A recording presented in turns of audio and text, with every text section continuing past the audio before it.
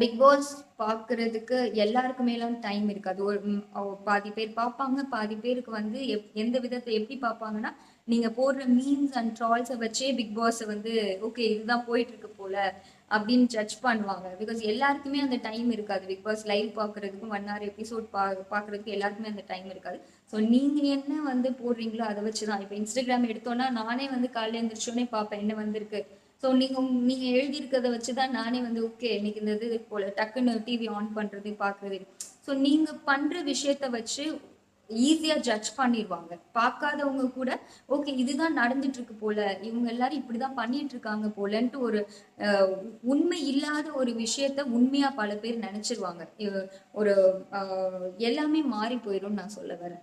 So அதனால அந்த ஒரு விஷயத்துல கொஞ்சம் கேர்ஃபுல்லா இருக்கணும்ன்றது என்னோட இது. என் அண்ணனுக்கு மட்டும் நான் சொல்லல.